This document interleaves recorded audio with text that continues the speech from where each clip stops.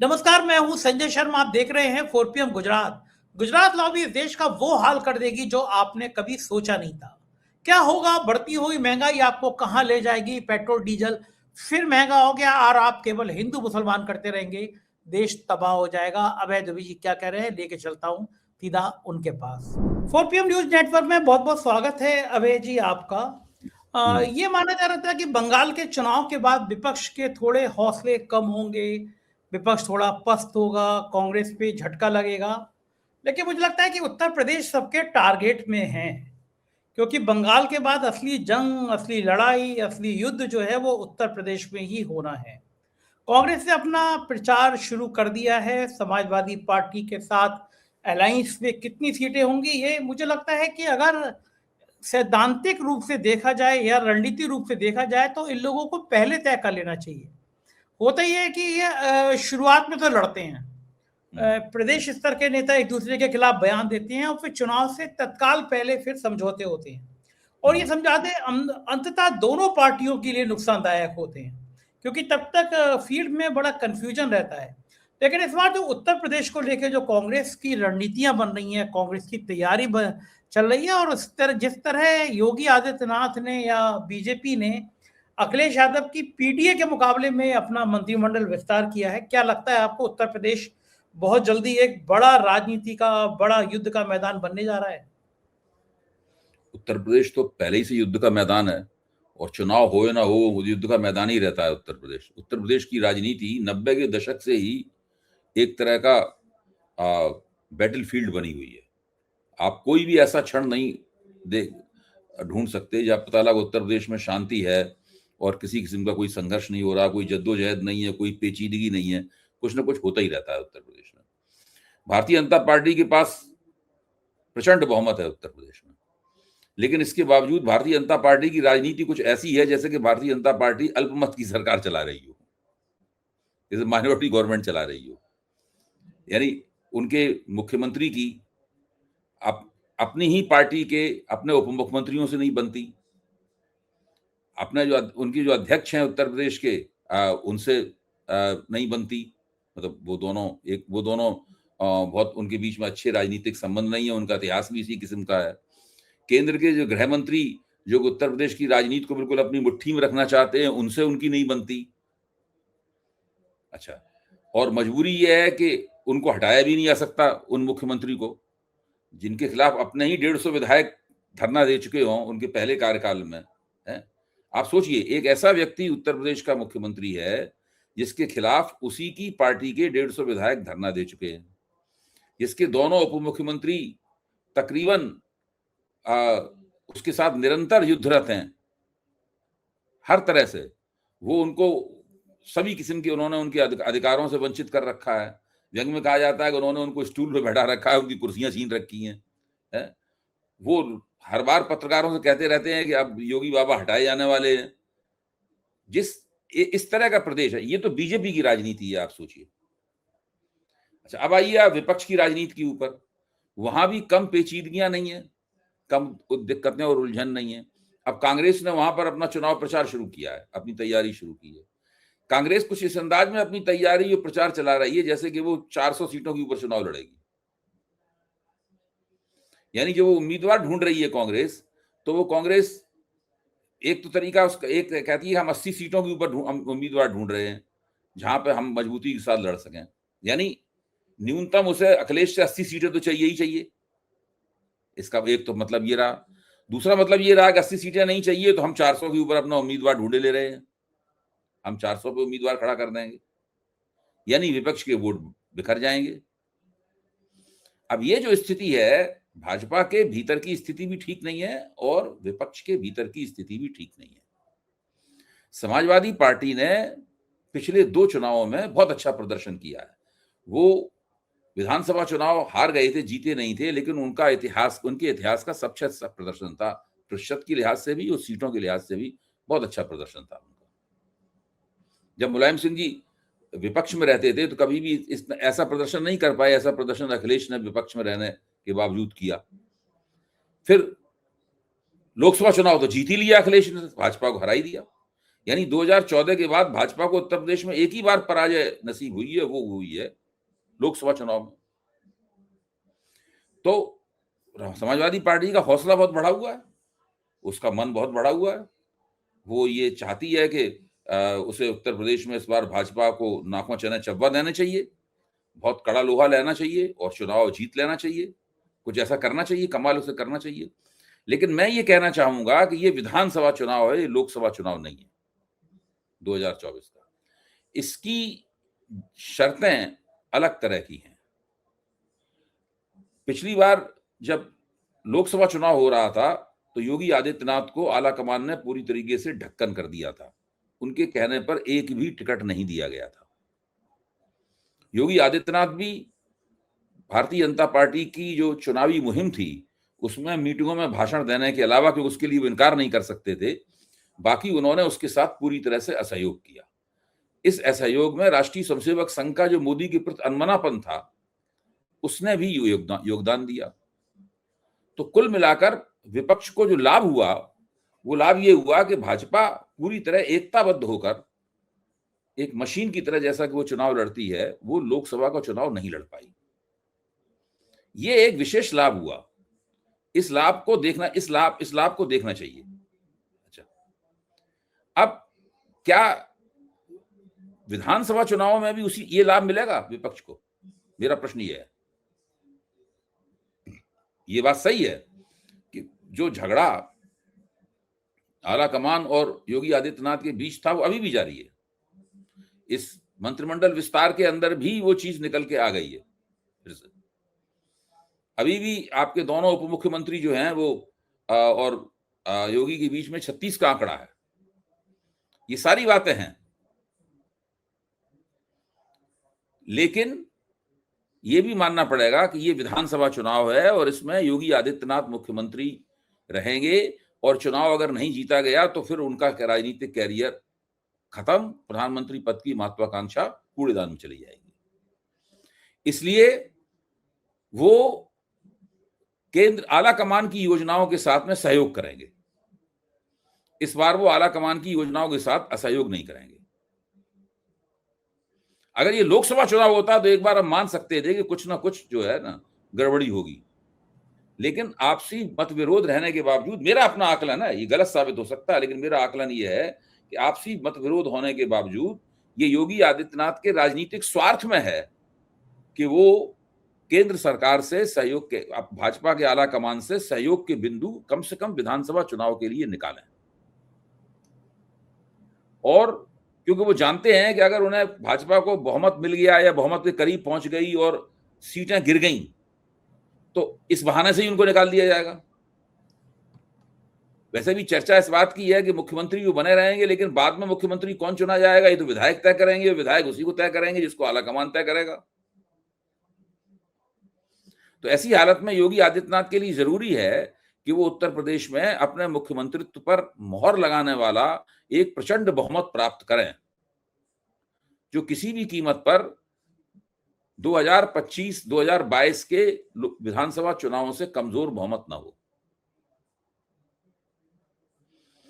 इसलिए वो कम से कम विधानसभा चुनावों के लिए अमित शाह एंड कंपनी के साथ में एक समझौता निकाल लेंगे। अमित शाह एंड कंपनी भी चाहेगी समझौता निकाल लेना, क्योंकि अगर उत्तर प्रदेश चुनाव हार गई भारतीय जनता पार्टी तो फिर लोकसभा के चांसेस मोदी जी के बहुत ज्यादा कमजोर हो जाएंगे, बड़ी बदनामी होगी।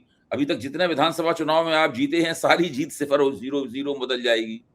सब लोग कहेंगे अरे आपने जीत लिए, इधर उधर कुछ नहीं, उत्तर प्रदेश में देखो आपकी क्या दुर्गत हुई। फिर तुरंत हिसाब किताब लगाना शुरू हो जाएगा कि 80 में तो 60 सीटें हारी आनी है बीजेपी को। सही बात। अच्छा, मायावती की भूमिका क्या रहेगी? आपको क्या लगता है मायावती की भूमिका इसमें क्या रहने वाली है? मायावती तो भारतीय जनता पार्टी के हाथ की कठपुतली है। तो भाजपा कैसे यूज करेगी उनको? ये भाजपा कैसे यूज करेगी? भाजपा कोशिश करेगी कि जो मायावती का दलित वोट है वो किसी भी तरीके से पीडीए की तरफ ना झुकने पाए। दूसरे, मायावती के जो उम्मीदवार हैं वो मुसलमान वोटों को काटें। जहां मायावती यादव उम्मीदवार खड़ा करेंगी वहां यादव वोटों को काटे वो। तो बिल्कुल सही विपक्ष बात है। पीडीए के, अखिलेश के पीडीए के वोटों को काटने में, और अब जो उनका जो दलित सामाजिक जनाधार रहा है और अभी भी काफी कुछ है, वो उधर ना चला जाए, इसके लिए मायावती के लोगों को चुनाव लड़ना जरूरी है। तो ये इस तरह मायावती का इस्तेमाल होगा। ठीक बात है। अबे ये एक मुद्दा बड़ा अंतर्राष्ट्रीय स्तर पे अभी भी है कि नॉर्वे की जो पत्रकार ने पूछा, पूरी दुनिया में वो चर्चा का विषय बना हुआ है, और उसके बाद जब भारत सरकार के विदेश मंत्रालय ने कहा तो एमई सेक्रेटरी को, जांच को, उन्होंने पत्रकार को जवाब देते हुए कहा कि भारत 5000 साल पुरानी सभ्यता है, दुनिया को बहुत कुछ हमने दिया है, दुनिया की समस्याओं का छठा हिस्सा हमने, लंबा लंबा। नॉर्वे के पत्रकार ने एमई के अधिकारियों से पूछा, हम भारत पर भरोसा क्यों करें, जहाँ पे प्रेस की आज़ादी नहीं है, यहाँ के पत्रकारों को सवाल नहीं पूछने दिया जाता। राहुल गांधी भी कड़ी आलोचना कर रहे हैं, कह रहे हैं कि जब छुपाने के लिए नहीं होता तो डरने की क्या बात है।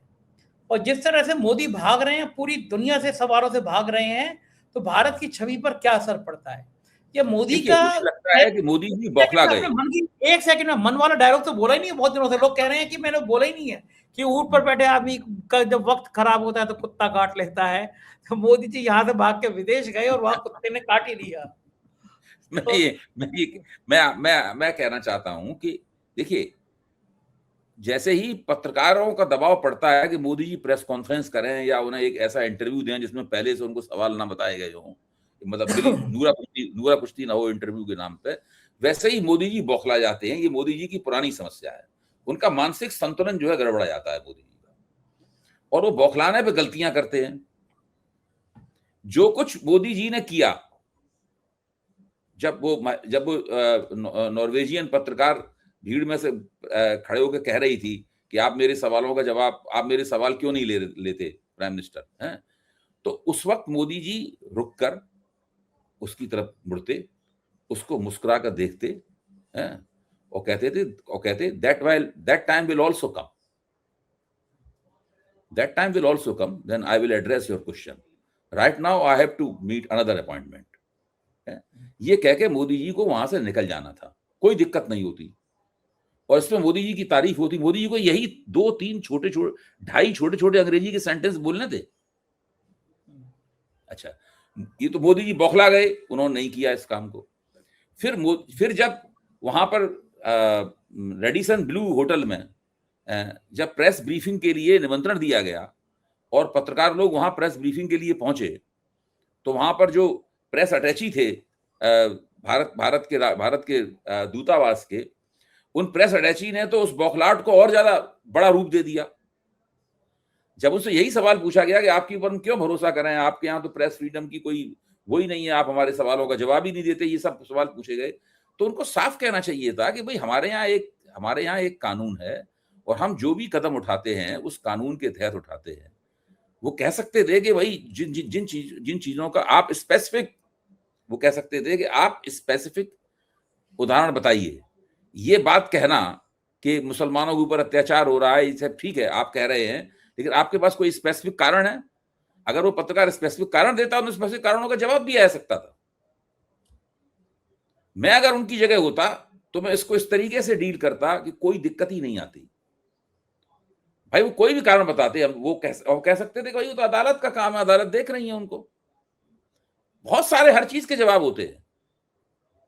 वो तो एक तरह से आरटीआई डाली जाती है, हर आरटीआई के जवाब दिया जाता, लेकिन वो उनको सभ्यता का पाठ पढ़ाने लगे, वो उनको संविधान का पाठ पढ़ाने लगे। ये तक कहने लगा वो बंदा कि हमने जीरो का आविष्कार किया। अरे भाई आपने जीरो का आविष्कार किया, ये तक भी कहा उसने कि हमने जीरो का आविष्कार किया है। तो इस तरह से करके मोदी जी ने अपने पैरों के ऊपर कुल्हाड़ी मार ली, या आपकी भाषा में कहें तो ऊंट पे बैठे आदमी को कुत्ते ने काट लिया। ये स्थिति है।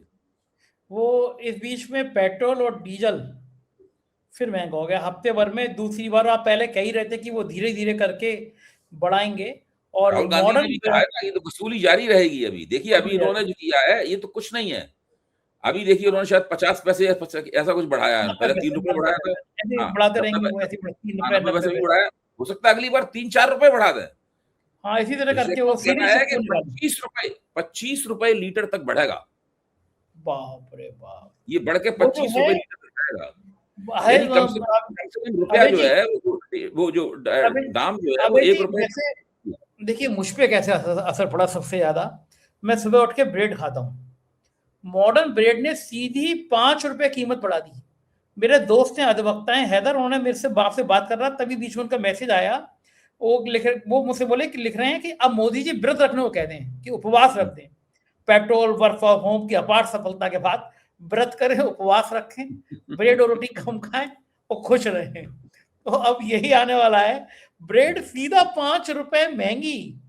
क्या होगा मतलब इस देश में अब महंगाई, गरीब आदमी क्या करेगा? मैं अपने एक एनआरआई मित्र से बात कर रहा था, तो जब मैंने उसके सामने रुपए के वो उसका सवाल उठाया कि रुपया डॉलर के मुकाबले कितना गिर गया है, तो उन्होंने कहा कि भाई रुपए के गिर जाने से तो हमको फायदा है, ये आपको होगा नुकसान इससे। हम एनआरआई को तो फायदा है रुपए गिर जाने से, रुपया जितना गिरेगा, रुपया 125 तक पहुंच जाए तो हमें और ज्यादा फायदा है।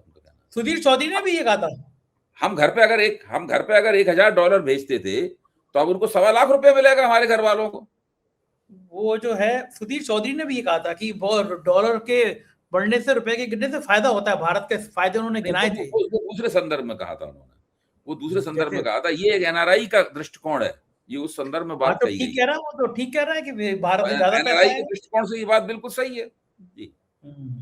एक यूट्यूबर भी मुझसे कह रहे थे फोन करके, बोले आप क्यों परेशान हो, आपको तो पैसे ज्यादा मिलेंगे। मैंने कहा बात तो जितने डॉलर मिलेंगे यूट्यूब में तो डॉलर में पेमेंट होता है, तो उतना ही हमारी आमदनी बढ़ जाएगी। हाँ बढ़ जाएगी यार, लेकिन इसके बावजूद हम चाहते हैं कि रुपए इतना ना गिरे, मतलब क्योंकि प्रधानमंत्री जी जब मुख्यमंत्री थे तो हमारे पास हो सकता है हमें जब हमें 1 लाख रुपया मिलते अचानक 1 करोड़ रुपए मिलने लगे, लेकिन जब हम बाजार में लेने जाएंगे जो चीज 10 रुपए की हमें मिलती है वो चीज भी फिर 1000-2000 रुपए की मिलेगी। बिल्कुल ठीक बात है। और फिर सबसे इससे भी ज्यादा पड़ेगा।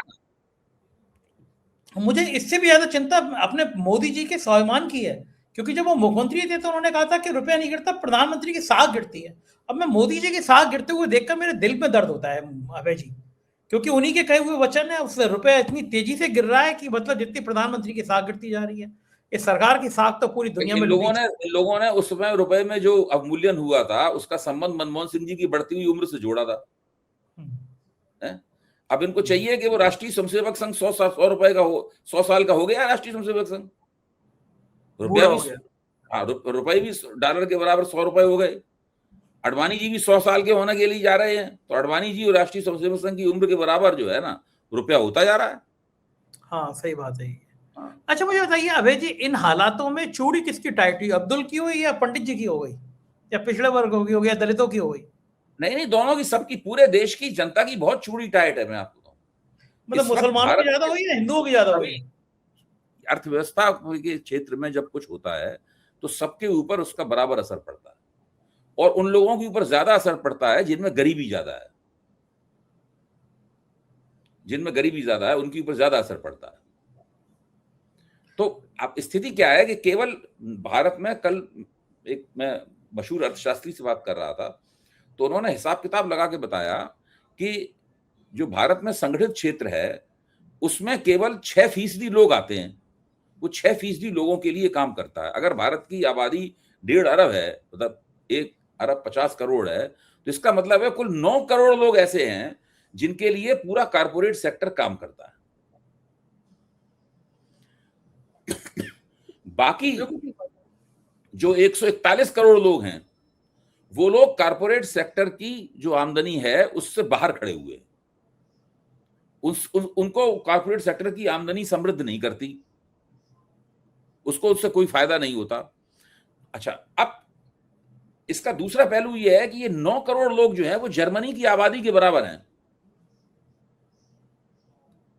यानी एक पूरा जर्मनी जो है वो भारत के अंदर मौजूद है। वही सब मॉल्स में घूम रहा है, वही कारों में चल रहा है, वही होटलों में बैठ के खाना खा रहा है, वही शॉपिंग कर रहा है, वही हवाई यात्राएं कर रहा है। तो वो ही है जो कुछ भी आपको थोड़ी बहुत समृद्धि भारत में घूमती फिरती हुई दिखाई पड़ती है, केवल वो 9 करोड़ लोगों तक सारा मामला सीमित है, एकदम 6% लोगों तक सीमित है। इसके बाद तेजी के साथ आमदनी का स्तर गिरने लगता है। अच्छा, तो ये जो रुपया डॉलर के मुकाबले महंगा हुआ, इससे 9 करोड़ लोगों में कोई असर नहीं पड़ेगा। उनके बीच में ये एक दिलचस्प चर्चा का विषय है, एक रोचक चर्चा का विषय है उनके बीच में। असर पड़ना शुरू करेगा जब 9 करोड़ के दायरे से आप बाहर निकलते हैं। जैसे जैसे आप नीचे जाएंगे वैसे वैसे आपको लगेगा कि इसका कितना बुरा असर पड़ रहा है सबके ऊपर। मैं आपको लाइव उदाहरण बताऊं। मैं आजकल मुंबई में हूँ, अंधेरी वेस्ट में एक पीछे की तरफ एक ठेले पे पराठे बनाता है। तो वो आमतौर पर वहाँ पे ऑटो वाले, टेम्पो वाले, इस तरह के लोग खाते हैं। और मुझे उससे ज़्यादा अच्छा खाना लखनऊ, हिंदुस्तान के किसी 5 स्टार में भी नहीं लगा। 17 रुपए के 2 पराठे देता है और मैं हफ्ते में 1 दिन जाके वो पराठे जरूर खाता हूँ। कल मैं गया वो पराठे खाने के लिए, तो वो पराठे 21 अब मेरी समझ में आ रहा है कि आपका वजन क्यों नहीं गिर रहा है, इस रफ्तार से चाहिए था। आप पराठे खा रहे हैं, सुबह उठ के ब्रेड खा रहे हैं, कोई दुनिया की ताकत आपका वजन नहीं गिरा सकती, वजन नहीं कर सकती ना। अब अभय जी, अब वहां पे पराठे हो गए 21 रुपए के, 4 रुपए। आप बिल्कुल सही कह रहे हो। मेरे लिए ईमानदारी बात है, 4 रुपए मायने नहीं रखते, लेकिन एक टेम्पो वाला लड़ पड़ा, उसके लिए मायने रखते हैं। हाँ, उसके लिए 4 रुपए मायने रखते हैं। मैंने इंडियन एक्सप्रेस बिल्डिंग में बहुत काम किया है, बहुत साल काम किया है इंडियन एक्सप्रेस बिल्डिंग। तो पराठे की आपने याद दिलाई, हम लोग रात की ड्यूटी करते थे, सवेरे का जो अखबार निकालते थे, मैं चीफ सब एडिटर था उन दोनों, तो हम लोग बाहर निकलकर एक्सप्रेस बिल्डिंग के सामने ही पराठे वालों की दुकानें थी। हाँ, दुकानें थी, बहुत अच्छी होती थी। अंडे का पराठा बनाते थे, इसमें पराठा सेकने के बाद वो बड़े उससे कुशलता से वो उसका जो पतला वाला हिस्सा होता है पराठे का, उसको उठाते थे और उसके अंदर अंडे का घोल डाल देते थे उसके अंदर, और फिर उसको सेक देते थे। तो ऑमलेट अंडे के अंदर फंसा रहता था उसमें। हाँ, हम लोग उसको बड़े रोचक बड़ा रुचि लेके खाया करते थे अचार के साथ में।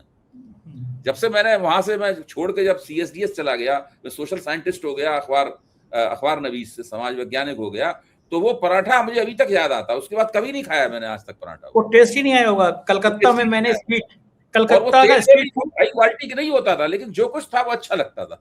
हमें तो अच्छा लगता है। वो कितने गंदो, कलकत्ता से ज्यादा सस्ता स्ट्रीट फूड कहीं खाया नहीं मैंने। वहाँ 10 रुपए का पराठा खाया मैंने, वहाँ और खूब खाया कलकत्ता में जितने दिन रहा। लेकिन मैं अभय जी कह रहा हूँ कि जो मेरे यहाँ काम करने वाले आती है लड़की, उसने अपने मोहल्ले का हाल बताया। मैंने इन पराठे वाले के यहाँ अपनी स्थिति देखी। इस देश में गरीब कहाँ जाएगा? ये कब तक सिर्फ अनाज में बाकी जरूरतें होती हैं, दवा चाहिए उसको बाकी भी जरूरतें हो, पढ़ाई लिखाई तो बच्चों की छूटी जाएगी, मध्यम वर्ग खत्म हो जाएगा। इस देश का हाल होगा कहाँ? मोदी जी कहाँ ले जाएंगे अभी? देखिए, मोदी जी को इन सब बातों की चिंता नहीं है। मोदी जी ने बिना गवर्नेंस दिए हुए, बिना सुशासन दिए हुए सत्ता प्राप्त करते रहने की कला सीख ली है। हम लोग मानते ही नहीं थे कि ऐसी कोई कला होती है। हम लोग तो ये मानते थे कि कुछ ना कुछ जनता के लिए काम करना पड़ता है थोड़ा बहुत। मोदी जी कहना है नहीं करना पड़ता काम। मोदी जी कहते हैं आप बेवकूफ हैं, आप जानते ही नहीं है। बिना कुछ जनता के लिए किए हुए सत्ता में कैसे रहा जाता है, ये टेक्नोलॉजी मोदी जी ने विकसित कर ली है। उनकी पूरी पार्टी और राष्ट्रीय स्वयंसेवक संघ मिलकर इस टेक्नोलॉजी को इंप्लीमेंट करते हैं, टेक्नोलॉजी को लगाते हैं, और हर बार वो कामयाब है। उस टेक्नोलॉजी को केवल एक बार धक्का लगा था 2024 में, जब मोदी जी के हाथ से बहुमत निकल गया था, बस। और कोई धक्का कभी नहीं लगा उनको। ठीक बात है। ये देश जनता वो है ना, नीरो बांसुरी बजा रहा था, रोम जल रहा था और नीरो बांसुरी बजा रहा था। अपने विश्व गुरु जी तो पूरी दुनिया घूमने में नीरो को तो दोबारा सत्ता नहीं प्राप्त हुई। मैं यहाँ पे कार्यक्रम खत्म करना चाहता हूँ। नीरो को दोबारा सत्ता नहीं, रोम की जनता ज्यादा जागरूक थी। हाँ, वहाँ ज्ञानेश कुमार नहीं थे ना, लेकिन तो वो भारत में सत्ता बार बार इनको मिलती है। ज्ञानेश कुमार ईडी नहीं थे ना। नॉर्वे की पत्रकार होती यहाँ पे, भारत में तो पता चलता कि क्या होता, सुबह तक ईडी घर पे होती। बहुत बहुत शुक्रिया। ईडी घर पे होती, उनके ऊपर हो सकता बजरंग दल वाले आके हमला कर देते, हमला कर चुके होते अब तक। आप ईडी का नाम ले रहे हैं, और भी बहुत सी बलवान बुझाएं हैं भारतीय जनता पार्टी और राष्ट्रीय स्वयंसेवक संघ के पास। बिल्कुल ठीक बात है। बहुत बहुत शुक्रिया अभय जी, आपने समय दिया, बातचीत की। ये थे अभय दुबे जी। थोड़ी देर को विचार करिए आप, गरीब की जिंदगी कैसे कट रही है। उसके पास अगर घर परिवार में कोई बीमार हो जाए, उसके पास दवा के पैसे नहीं बचे। ये कौन सा भारत बना रहे हैं? कि केवल अब्दुल की चूड़ी टाइट करते करते पूरे हिंदू समाज की चूड़ी टाइट हो गई। नौकरियां नहीं मिल रही हैं तो क्या मुसलमानों के बच्चों को नहीं मिल रही है या हिंदुओं के बच्चों को नहीं मिल रही है? इस देश की राजनीति ने, देश की सत्ता ने आपको हिंदू मुसलमान के नफरत भरे बाजार में धकेल कर अपनी मौज काट ली और आप तबाह हो गए। सोचिएगा, विचारिएगा इन सारी बातों पर और कमेंट करके बताइएगा मैं सही कह रहा हूं या गलत। शुक्रिया, थैंक यू।